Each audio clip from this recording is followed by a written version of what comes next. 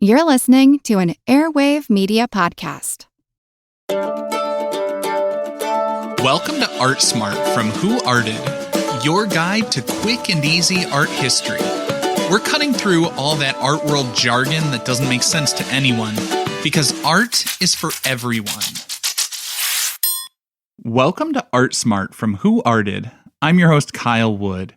Season 2 of Art Smart is going to be starting on Wednesday, July 20th, and I decided to put a bonus episode in the feed today to cover a question I've been getting from a lot of people. In one format or another, people have been asking me for quite some time, how do I make sense of all these different artworks? If I'm being honest, I am at best a mediocre talent, and I have low to average intuition. I'm not a person who looks at a work and instantly gets it. I need time to think and process things. The thing is, understanding art is a skill that can be developed by anyone. I am proof of that.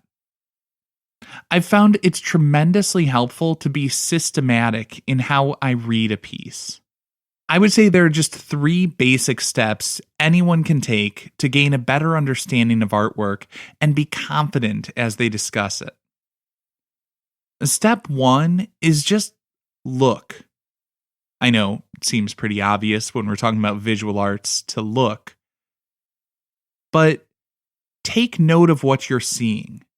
Try to be mindful and put into words exactly what you are seeing. What's the subject? What colors, lines, shapes do you see? What's the technique being used? What materials? How was it made? To take a famous example, I'm going to go through these steps with the Mona Lisa. As I look at the painting, I'm drawn to her face. I notice that my eyes go to her face, and as I look over the work, my attention keeps returning to her face. Her eyes are glancing off to the side. She does not appear to be looking directly at me, but over my shoulder. Her smile seems to fade at times as I look around the painting. Looking at her outfit, her dress looks heavy and ornate. She seems to be seated, and the portrait just shows basically the torso up to her head. The background is a landscape. It looks a bit out of focus. Her hair is parted down the middle. She doesn't have any eyebrows. I could go on and on for quite some time, but hopefully you get the idea. The first step is simply identify what are you seeing. Now, for step 2, start to make connections. Think about what you've seen. This is getting to the experience of the piece. I look at the Mona Lisa, and the smile seems like a smirk. The way she doesn't look right at me, but looks past me, feels like middle school. I imagine going up to talk to her, and she just looks past me at her friends who are laughing behind my back at the absurd notion that I would dare to talk to her. The lack of eyebrows seems unsettling to me, because the eyebrows are so noticeable in their movements, and they help to convey tone in facial expressions. The lack of them makes it harder for me to guess what she's thinking and feeling. As I look at her outfit, it seems very old-timey. It looks to me like a paint wear, honestly. It looks uncomfortable. The background feels artificial to me. It looks like she's not really occupying the space. It feels like she's posed in front of a painted backdrop. Like this is the Renaissance equivalent of school picture day. Step 3 is to just think about what it all adds up to. After you describe what you see and the connections that it sparks to you, think about what the artist may have intended. What does it all mean? What was the piece trying to communicate? Was the piece trying to communicate a message and persuade the viewer? Is it about expressing a feeling? Is it intended as decoration? Does it have spiritual significance? Is it functional? This is the step where I might look beyond the artwork and read the description on the museum wall, or draw on my own background knowledge.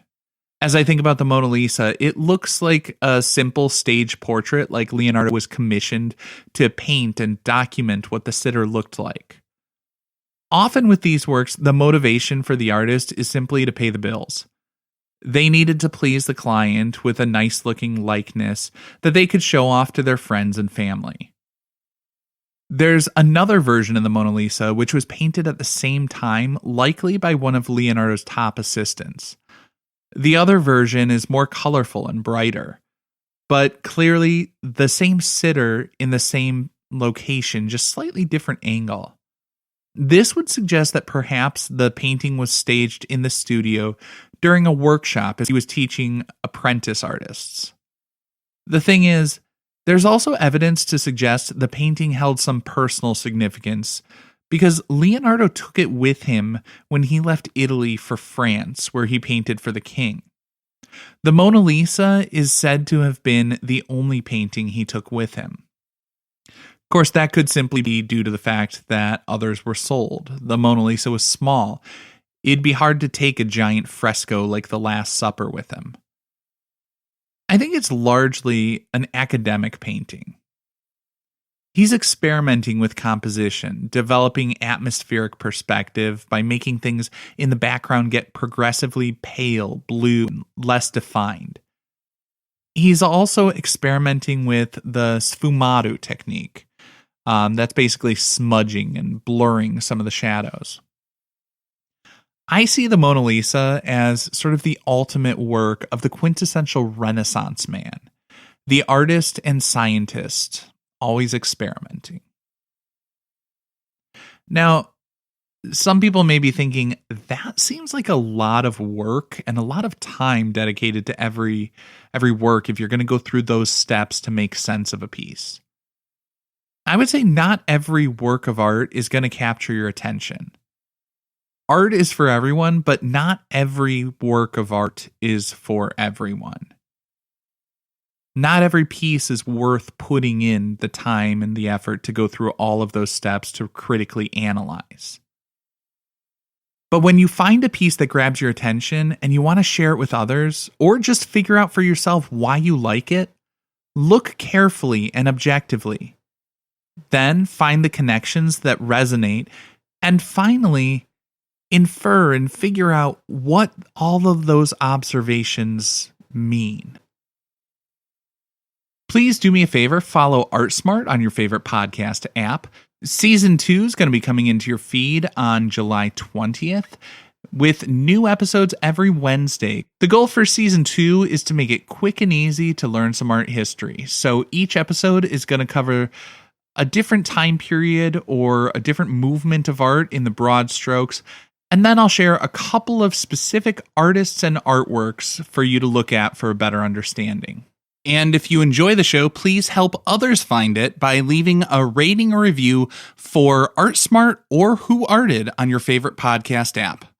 ArtSmart is an Airwave Media podcast. If you enjoyed this episode, please do me a favor, leave a rating or review on your favorite podcast app. If you'd like to learn more, check out my other podcast, Who Arted, or go to the website artsmartpodcast.com for more free resources.